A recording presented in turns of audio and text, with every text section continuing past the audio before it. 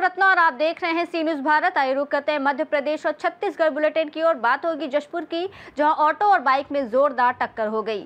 इसके साथ ही बात होगी देवास की, जहां सीईओ जिला पंचायत ज्योति शर्मा ने विभिन्न विभागों में संचालित योजनाओं की समीक्षा की। ऐसी तमाम खबरों पर विस्तार से चर्चा करेंगे इस बुलेटिन में। जशपुर जिले के कुनकुरी थाना इलाके में आज दोपहर कुनकुरी लवाकेरा स्टेट हाईवे 17 पर ऑटो और बाइक में टक्कर हो गई, जिसमें बाइक सवार 2 युवक घायल हो गए। एक की हालत गंभीर बताई जा रही है। घटना कुनकुरी थाने से 2 किलोमीटर दूर तपकरा रोड पर मामा ढाबा से आगे हुई। दोनों घायलों को समाजसेवी विकास बबलू यादव के सहयोग से पुलिस की गाड़ी से अस्पताल पहुंचाया गया है। घायल अभिषेक को अच्छे इलाज के लिए अंबिकापुर रेफर किया जा रहा है। जशपुर से सी न्यूज संवाददाता दीपक वर्मा की रिपोर्ट। सीईओ जिला पंचायत ज्योति शर्मा जनपद पंचायत टोंगखुर्द सभा कक्ष में पंचायत एवं ग्रामीण विकास विभाग एवं अन्य विभागों में संचालित योजनाओं की समीक्षा की। बैठक में कार्यपालन यंत्री अतिरिक्त मुख्य कार्यपालन अधिकारी जिला पंचायत देवास, मुख्य कार्यपालन अधिकारी जनपद पंचायत टोंगखुर्द एवं विभागीय योजनाओं को जिला एवं जनपद स्तरीय शाखा प्रभारी सचिव ग्राम रोजगार सहायक उपस्थित थे। विभागीय समीक्षा बैठक में मनरेगा योजना अंतर्गत पूर्व वर्ष के प्रगतिरत कार्यों को समय सीमा निर्धारित कर पूर्ण करने के निर्देश प्रसारित किए गए। बैठक के दौरान सीईओ ने सचिवों और सहायक अभियंताओं सहित अधिकारियों को अपूर्ण कार्यों को शीघ्र पूर्ण करने के लिए सख्त निर्देश दिए। उन्होंने समय सीमा का पालन सुनिश्चित करने और ग्रामीण आबादी तक योजनाओं का लाभ त्वरित रूप से पहुंचाने की आवश्यकता पर बल दिया। समीक्षा बैठक उपरांत मुख्य कार्यपालन अधिकारी जिला पंचायत देवास द्वारा स्वास्थ्य विभाग एवं महिला बाल विकास विभाग का निरीक्षण किया गया। मैडम, आज जो ये औचक मीटिंग रखी गई है, किस संबंध में रखी गई थी? ये आज टोंक जनपद की जो हमने रिव्यू मीटिंग दी है, ये रेगुलर मीटिंग है। हमारे सारे जो विभागीय कार्य हैं उनके क्या प्रगतिरत है, क्या प्रॉब्लम्स हैं, उसके संबंध में सभी सचिव और उसकी पंचायत पर हमने रिव्यू लिया है, जिसमें हमारे नरेगा का कार्य, आवास के कार्य, विभागीय कार्य, फिर आंगनबाड़ी के कार्य, सारे कार्यों को निरीक्षण रिव्यू किया। मैडम, एक और सवाल है जो कि मतलब कि यहाँ टोंक खुद स्वास्थ्य विभाग में डॉक्टरों को भारी कमी दिखाई दे रही है, इस पर आप क्या कहेंगे? हाँ, आज मुझे अभी बताया गया कि यहाँ पे डॉक्टर्स की भारी कमी है। इसके लिए मैं अभी सीएम जिले में बात करती हूँ, बाद में बात करते हैं कि इस व्यवस्था को कैसे सुधारा जा सकता है। देवास से सी न्यूज संवाददाता साजिद पठान की रिपोर्ट। शिक्षण सत्र शुरू होने के बाद भी सरकारी स्कूलों में छात्रों के लिए पुस्तकें अब तक नहीं पहुंची हैं, जिससे विद्यार्थियों को पढ़ाई पर असर पड़ रहा है। इस गंभीर मुद्दे को लेकर आज पूर्व महापौर धीरज बाकलीवाल के नेतृत्व में कांग्रेस कार्यकर्ताओं का प्रतिनिधि मंडल जिला शिक्षा अधिकारी अरविंद मिश्रा से मिला और किताबों की अनुपलब्धता को लेकर कड़ी आपत्ति दर्ज की। मीडिया से बातचीत करते हुए पूर्व महापौर धीरज बाकलीवाल ने कहा कि भाजपा सरकार में अब बच्चों के भविष्य के साथ खिलवाड़ किया जा रहा है। उन्होंने बताया कि शिक्षण सत्र शुरू हुए 20 दिन से अधिक हो चुके हैं, लेकिन अब तक स्कूलों में किताबों का वितरण नहीं हो पाया है। उन्होंने चेतावनी दी कि यदि जल्द ही किताबें स्कूलों में नहीं पहुंचाई गईं, तो कांग्रेस इस मुद्दे को आंदोलन के रूप में उठाएगी और सड़कों पर उतरेगी। वहीं जिला शिक्षा अधिकारी अरविंद मिश्रा ने कांग्रेस प्रतिनिधि मंडल को इस विषय में जानकारी दी और आश्वासन दिया कि जल्द ही किताबों की आपूर्ति सुनिश्चित की जाएगी। क्या सुने? लगातार इस बात की शिकायत मिल रही थी कि बच्चों को पुस्तकें आज दिनांक तक पहुंची नहीं है। 15 जून को बहुत ही धूमधाम से शाला प्रवेश उत्सव मनाया गया, लेकिन वास्तविकता जब जानकारी हम लोगों ने ली यहाँ आके, तो देखा गया कि बच्चों को अभी तक पुस्तकें नहीं पहुंची। जब पुस्तकें नहीं पहुंची तो पढ़ेंगे कैसे? आज 17 दिन हो गए स्कूल खुले। तो बहुत ही असंतोष भरा जवाब आ रहा है कि अभी तक शासन से आया नहीं, ये नहीं हुआ। हम लोग JRD स्कूल गए, वहां जाके बच्चों से पूछे, एक भी बच्चों के पास पुस्तकें वहां आई नहीं है और लगभग आज 17 दिन होने का। जब यहाँ DO ऑफिस आके हमने जानकारी ली तो मिडिल स्कूल में 34 स्कूलों में मात्र 12 या 13 जगह आज दिनांक तक पुस्तक पहुंची है। उसके बाद उसकी QR कोडिंग होगी, फिर बच्चे को मिलेगी। मोटा माटी हिसाब लगाया जाए तो 25 से 30 दिन बच्चों को बिना पुस्तकों के पढ़ाई करनी पड़ रही है। तो ये बहुत ही गंभीर विषय, बच्चों के भविष्य के साथ खिलवाड़ किया जा रहा है, जो बिल्कुल भी असंवैधानिक है, गैर जिम्मेदाराना है। इसको बिल्कुल भी हम लोग बर्दाश्त नहीं करेंगे। जिला शिक्षा अधिकारी से आपने बात किया तो उन्होंने किस प्रकार की जवाब? उन्होंने ये जानकारी दी कि 34 स्कूलों में से 12 या 13 स्कूल में, मिडिल स्कूल में कल दिनांक तक इस पुस्तकें पहुंची है। कहीं ना कहीं प्राइवेट स्कूल को बढ़ावा देने के लिए क्या लगता है? बिल्कुल कुल मिला के बच्चों की शिक्षा के प्रति बिल्कुल भी सरकार अपनी जिम्मेदारी तय नहीं कर पा रही। आप सोचिए, आज दिनांक तक 17 दिन होने आ गए, बच्चों को पुस्तकें नहीं पहुंची, जबकि ये प्रक्रिया पहले से हो जाना चाहिए। अगर 15 जून को स्कूल खुलना है तो 10 जून तक ये प्रक्रिया हो जानी चाहिए थी, लेकिन आज दिनांक तक पहुंची नहीं है। और उसके बाद उसका QR कोडिंग सिस्टम है, बच्चों को QR कोड देंगे, मतलब 20 दिन 25 दिन तक कब पहुंचेगी, क्या पहुंचेगी, इसका आज दिनांक तक कोई ना इनको अंदाजा है ना सरकार को अंदाजा। सर, पुस्तकें स्कूल में नहीं पहुंची है, कांग्रेसी आज बड़ी संख्या में यहाँ पहुंचे। पुस्तकें लगातार पहुंच रही हैं और पुस्तकों का स्कैनिंग भी लगातार जारी है और वितरण भी लगातार जारी है। कुछ पुस्तकों में विलम्ब हुआ है, वो भी शीघ्र यहाँ पहुंच जाएंगे, ऐसी उम्मीद है। कितने स्कूलों में पहुंच गई है, कितने में नहीं पहुंची? लगभग 68 से 70% स्कूल में बच्चों को पुस्तकें मिलेंगी। और जो नहीं मिली उन्हें वो भी जल्दी से जल्दी मिले। अगर प्रतिदिन पुस्तकें, मैं अभी आपको आंकड़ा बता रहा हूँ, अभी थोड़ी देर बाद पता लगा कि विभिन्न स्कूलों में, संकुलों में 10-12 ट्रकें खाली हो रही हैं, तो ये लगातार अपडेट हो रहा है, लगातार पुस्तकें प्राप्त हो रही हैं। सर, 16 जून से स्कूल खुल गया, क्या तैयारी पहले से करनी चाहिए थी कि नहीं चाहिए?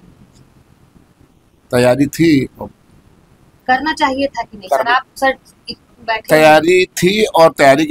दुर्ग से सी न्यूज संवाददाता धर्मेंद्र गुप्ता की रिपोर्ट। महाराजपुर संगम घाट स्थित राम जानकी मंदिर की भूमि का फैसला आ चुका है। इसके बावजूद भी स्थानीय लोग कोर्ट का फैसला मानने से इनकार कर रहे हैं और यहां पर रह रहे महंत दीपक दास महाराज जी को गलत ठहरा रहे हैं और उन्हें प्रताड़ना दे रहे हैं, जबकि यहां पर मंदिर सदियों पुराना है और बरसों से यहां साधु संतों का निवास रहा है। नर्मदा नदी के संगम स्थल होने से प्रतिदिन यहां परिक्रमावासी रुकते हैं और भजन कीर्तन कर यहां से आगे जाते हैं, जिसकी व्यवस्था यहां पर रह रहे महंत दीपक दास जी करते हैं।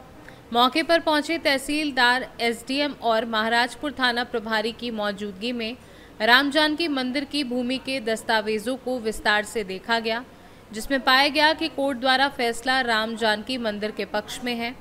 इसके बावजूद प्रशासन ने मौके को देखते हुए पंचनामा बनाकर सरस्वती शिशु मंदिर का ताला खुलवाकर आगामी कोर्ट के फैसले तक स्कूल संचालन की अनुमति दी गई। क्या लीगल कार्रवाई हुई थी वकील साहब? एक्चुअल में क्या है सर कि इसमें निष्पादन का केस पेश है माननीय प्रथम व्यवहार न्यायाधीश मंडला में, और बाबा जी के पक्ष में उक्त खच्चरों की भूमि हो चुकी है और उनको आधिपत्य एवं कब्जा का भी कार्रवाई उनकी अभी चल रही है सर, है ना। एक्चुअल में विवाद क्या है सर कि इलीगल स्कूल चल रहा है। जो मापदंड होना चाहिए स्कूल चलने के, सर्वप्रथम मापदंड तो यही होना चाहिए कि स्वत्व की भूमि होना चाहिए, आपके आधिपत्य की भूमि होना चाहिए। तो वो शासन का विषय है, वो उसमें मैं नहीं जाना चाहता हूँ। मुझे आज है ना माननीय तहसीलदार मंडला ने बुलाया, क्योंकि मैं बाबा जी का है ना आश्रम का वकील हूँ, उस हैसियत से, क्योंकि मेरे पक्षकार कानून के अनभिज्ञ हैं और आज यहाँ पर जो हो रहा था, तो उस संबंध में मुझे माननीय तहसीलदार ने यहाँ पर घटनास्थल पर बुलाया। किसके नाम से ग्रामीण जो है वहाँ के लोग बोल रहे हैं कि रतिराम दादा की ज़मीन है, ये कैसे, क्या है इसकी इतिहास क्या है? ये रतिराम का जगह नहीं है। एक भगत रतिराम, जो क्या कहता है, रतिबाई से फूलाबाई के नाम है, तो वो उन्होंने दान में दिया महाराज जी का राम जानकी मंदिर, असल बहाकार महंत राजेंद्र जी। और ये आश्रम परंपरा, गुरु शिष्य परंपरा से चलते आया है। ये लोग क्या है, स्कूल लगा लिया 1 साल के लिए और 1 साल से कई साल हो गया, फिर हमारा सब बंद कर दिया, उधर लेटरिन बाथरूम सब बंद कर दिया। हमारे साधु महात्मा का रहने का जगह नहीं है, परकनावासी का रहने का जगह नहीं है, और इन सब ज़बरदस्ती स्कूल खोलते हैं। ताला लगाया गया, उनके द्वारा पूछे जाने पर अपनी डिग्री दिखाई गई, जो न्यायालय द्वारा डिग्री 24/11/2024 को पारित की गई है। इसमें इनको सत्ताधारी एवं अतिपत्तिधारी घोषित किया गया, उसी के आधार पर इनको ताला लगाया गया था। परंतु यहाँ लोगों से एवं प्रचार से पूछे जाने पर बताया गया कि बहुत लंबे समय से स्कूल संचालित है, लगभग वर्ष 1998 से ये स्कूल आज तक संचालित है, और जो उस समय जो भूमि स्वामी रहे होंगे उनके द्वारा दान में दिया गया था। प्राचार्य महोदय को और यहाँ पर उपस्थित लोगों को, साथ ही महान दीपक दास जी को भी बताया गया कि यह न्यायालयीन विषय है इसमें इन्हें भी दूसरे पक्ष को भी माननीय सक्षम न्यायालय में जाने की सलाह दी गई है कि वहाँ जाकर अंकुश प्राप्त कर लें। वर्तमान में की स्थिति को देखते हुए क्योंकि बारिश का मौसम है, 100 से ज़्यादा बच्चे बाहर खड़े हुए थे, ताज़ा दोनों पक्षों की सहमति से दिलवा दिया गया है। इसके बाद जो भी माननीय न्यायालय फैसला करेगा उसके अनुसार कार्रवाई की जाएगी। सर, ये कार्रवाई कब तक चलेगी? नहीं तो ये फिर बीच में ताला डाल दे, क्योंकि पहले भी बाबा के द्वारा स्कूल में ताला डाला गया। इन्हें बताया गया है कि माननीय सिविल न्यायालय में अपना बात प्रस्तुत करें, है ना, और जो भी अंकुश वहाँ से मिलेगा, जो भी निर्णय माननीय न्यायालय के द्वारा। मंडला से सी न्यूज़ संवाददाता संतोष नंदा की रिपोर्ट। पन्ना देश दुनिया में हीरो के लिए विख्यात है और पन्ना का हीरा जेम्स क्वालिटी का होता है, जिसके कारण अच्छा और उच्च दाम पर बिकता है। वहीं अब पन्ना के हीरे को एक नई पहचान मिलने वाली है। दरअसल चेन्नई में हुई GI टैग सबमिट में पन्ना के हीरे के लिए 2023 में प्रस्ताव पूर्व कलेक्टर संजय कुमार मिश्रा के द्वारा रखा गया था। जो फॉर्मेलिटी बाकी थी उसे मौजूदा कलेक्टर सुरेश कुमार ने पूरा करने का प्रयास किया। अब पूरी तरह से दस्तावेज सहित सारी प्रक्रिया पूर्ण कर ली गई है और उम्मीद है कि अगस्त के प्रथम सप्ताह में पन्ना के हीरे को GI टैग में शामिल कर लिया जाएगा। GI टैग से पन्ना के हीरो को अब कानूनी पहचान मिलेगी और हीरे की ब्रांड वैल्यू बढ़ेगी और खरीदारों को भरोसेमंद स्रोत से प्रमाणित हीरा मिलेगा। हम सभी को मालूम है पन्ना ज़िले में, भारतवर्ष में पन्ना ज़िले में डायमंड का उत्खनन होता है, यहाँ पाया जाता है बहुतायत में, और यहाँ की क्वालिटी भी बेहतर विशेषज्ञों द्वारा मानी गई है। इसी के दृष्टिगत GI टैग के लिए प्रयास किया गया है। पिछले साल भी प्रयास इसमें हुए थे और एक वर्कशॉप में जो जानकारियाँ संस्थान ने चाही थी, GI टैग के लिए जो संस्थान है वो हम लोगों ने उपलब्ध कराई थी। और अभी मालूम पड़ा है कि वो चेन्नई में जो ऑफिस है इंटेलेक्चुअल प्रॉपर्टी राइट्स का, उसने फिर से कुछ अपडेट और मांगे हैं जो वहाँ भेज दिए गए हैं और उम्मीद है जल्द ही पन्ना ज़िले के डायमंड को GI टैग मिलेगा। सर, क्या उम्मीदें हैं और कितनी बड़ी अपार्टमेंट की है? GI टैग मिलने से एक तो ब्रांड बन जाता है कि पूरी दुनिया में नाम रहेगा कि पन्ना का लोगो और ब्रांड जो भी बनेगा फिर उसका कोई अन्य उपयोग नहीं कर पाएगा। और निश्चित ही ब्रांड बनने से उसके दामों में भी बढ़ोतरी होती है, क्वालिटी मेंटेनेंस की तरफ लोगों का ध्यान फिर रहता है। तो ये सारी चीज़ों से पूरा ज़िले में आर्थिक रूप से भी फ़ायदा मिलने वाला है। सर, कब तक उम्मीद है? अब एक आध महीने में उम्मीद रख सकते हैं, हो सकता है आगे की कार्रवाई हो। थैंक यू जी। पन्ना से सी न्यूज़ संवाददाता रीना सोनी की रिपोर्ट। फिलहाल इस बुलेटिन में बस इतना ही। देश और दुनिया की तमाम बड़ी खबरों के लिए देखते रहिए सी न्यूज़ भारत।